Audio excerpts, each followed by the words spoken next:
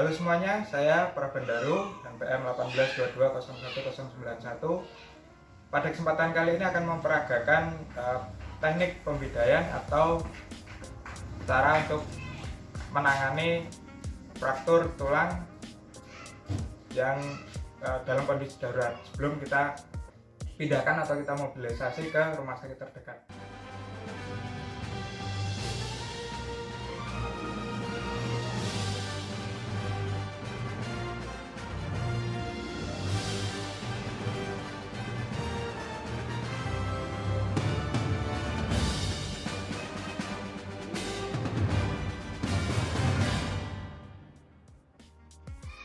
Pada praktikum kali ini kita akan melakukan pembidaian pada lengan bawah dan pada tungkai bawah. Oke, sebelum kita memulai kita siapkan dulu alatnya atau bahannya yang digunakan. Ini ada 2 spalak, kemudian ada talinya. Harusnya ini menggunakan kain yang lebih tebal, tapi karena dalam praktikum ini tidak ada kain seperti itu, maka saya menggunakan kasa yang saya lipat supaya agak lebih tebal. Kemudian sebelum melakukannya lagi langsung kita pasangkan, kita lakukan asesmen dulu. Yang pertama kita lihat kondisi tulangnya atau kondisi tangannya yang mengalami fraktur. Di sini konsepnya atau prinsipnya adalah melakukan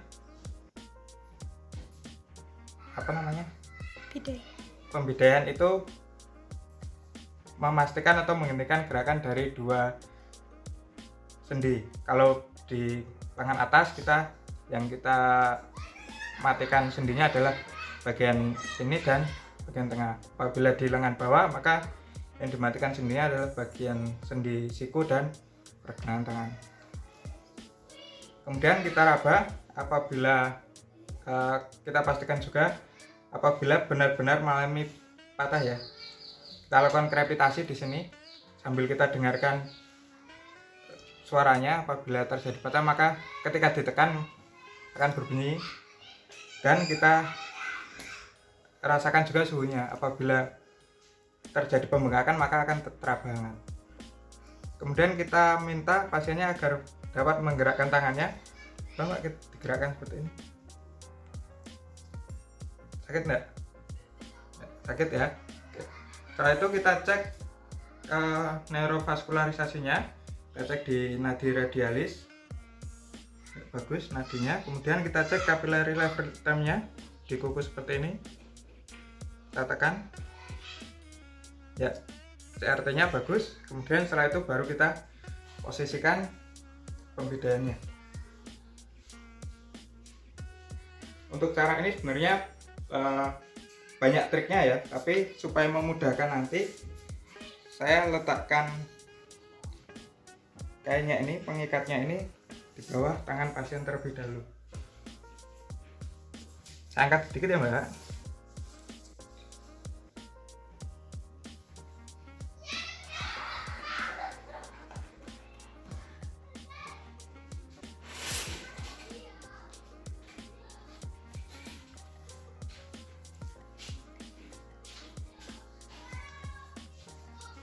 Ketika mengangkat, usahakan tidak terjadi kemiringan yang menyebabkan tulangnya bergeser.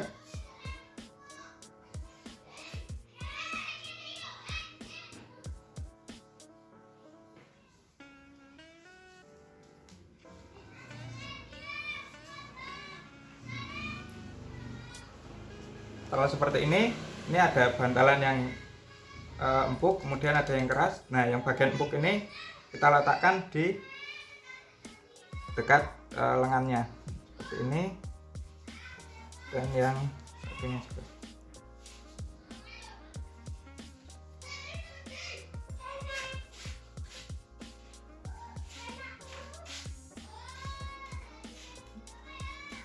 Oke, setelah seperti ini kita ikat. Nah, cara mengikatnya, ini kan ada lubangnya ya. Nah, dan ini ada 2, yang satu kita masukkan ke sini, dan yang satunya kita masukkan lewat arah yang sebaliknya.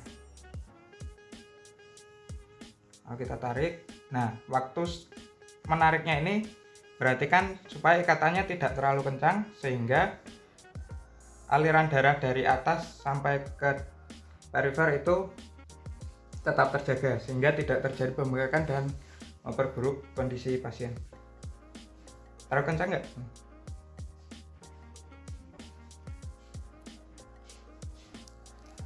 Kita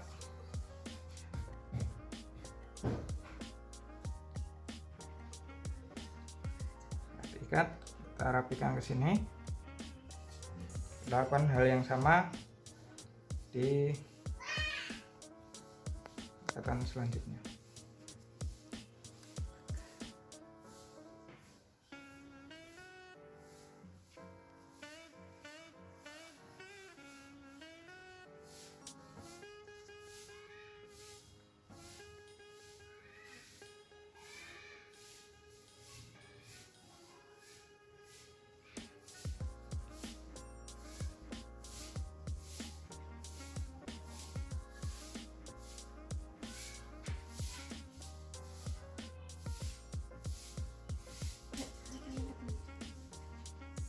Oke, untuk yang untuk yang terakhir kita lakukan sama seperti yang sebelumnya.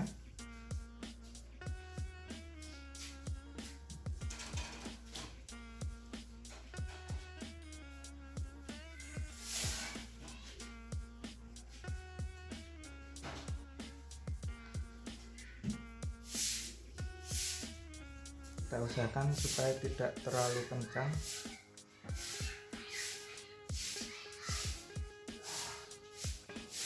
Kita rapikan lagi. Nah, setelah selesai jangan lupa kita ngecek neurovaskular lagi dengan cara kita cek di capillary level time-nya. Kita tekan seperti ini. Ya, bagus untuk capillary level time-nya. Kemudian kita cek juga di nadi radialisnya.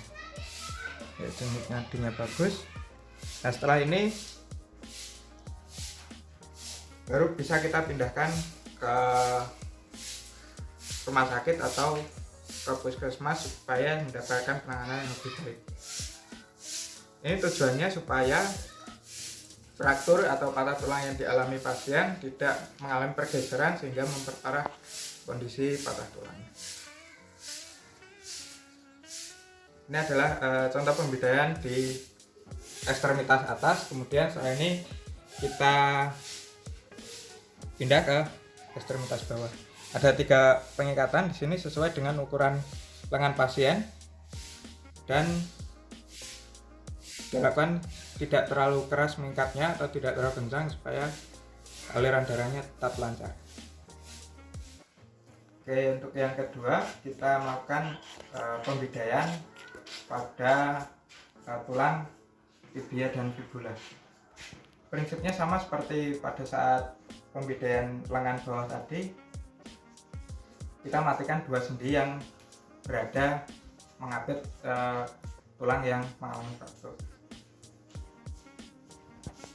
Pada kali ini pasiennya mengalami fraktur yang diduga fraktur di tibia dan fibula, maka kita tetap lakukan asesmennya ya. Kita lihat dulu, memastikan lokasi yang akan kita beda itu benar. Kemudian kita raba, kita lakukan feel-nya. Apakah benar tulangnya mengalami fraktur. Kemudian kita rasakan juga suhunya teraba hangat, dan setelah itu kita minta pasien untuk menggerakkan kakinya. Gerakan seperti ini gimana? Sakit ya? Oke, sakit ya. Setelah itu kita cek nadinya di dorsal medisnya di sini. Nadinya teraba bagus. Kemudian kita cek juga capillary level time-nya. Ya. Jadi artinya bagus. Kemudian setelah itu sama seperti sebelumnya, saya akan memasang talinya terlebih dahulu supaya memudahkan nanti tidak perlu mengangkat kaki dan spaltnya ketika dipakai. Kita angkat ya Mbak. Perlu diperhatikan juga ketika mengangkat, jangan sampai mengakibatkan tulang satu dan lainnya yang terjadi fraktur itu lebih tinggi dan lebih rendah, supaya tidak memperparah kondisi pasien. Dan perlu dicatat sebenarnya waktu melakukan ini, memasang talinya ini harusnya dilakukan dengan 2 orang seperti ini ya, diangkat dari atas dan bawah seperti ini, kemudian dimasukkan talinya. Tapi karena dalam praktikum ini saya sendiri, saya mencoba untuk melakukan masukkan tali ini sendiri juga.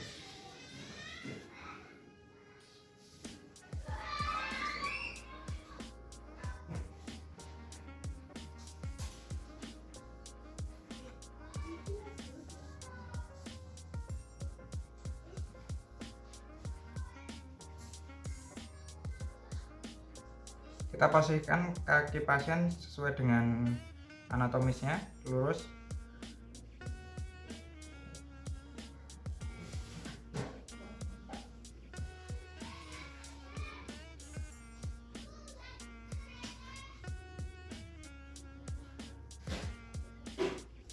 Perlu diperhatikan juga sebenarnya posisi kayu yang ini, spalek yang ini harusnya lebih panjang sampai melebihi dari sendi yang lutut dan sendi pergelangan kaki, sehingga lebih menghindari atau lebih memastikan tulang yang dibidai itu tidak bergerak. Sama seperti sebelumnya, pengikatannya juga sama. Ini kita silangkan.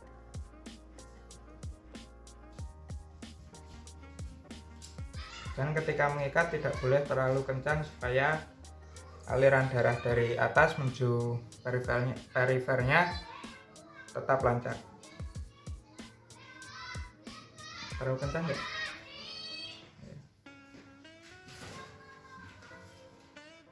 Ikat dan kita rapikan.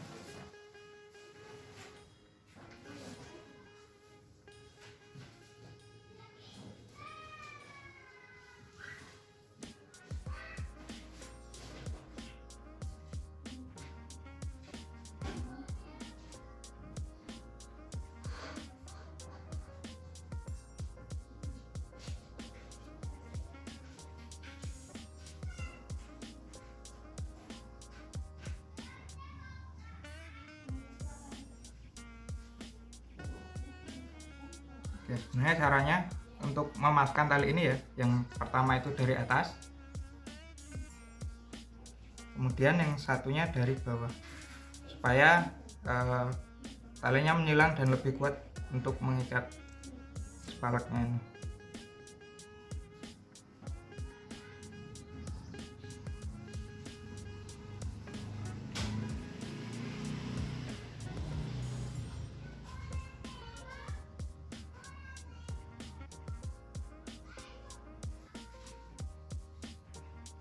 Setelah selesai, jangan lupa kita cek lagi neurovaskularnya dengan cara meraba di sini nadi dorsal medisnya. Ya, nadinya teraba bagus dan capillary refill time-nya ya teraba bagus juga, terlihat cepat pengisian capillary-nya.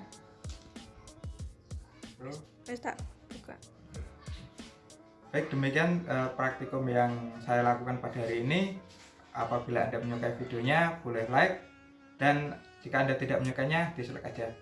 Sampai jumpa di video selanjutnya.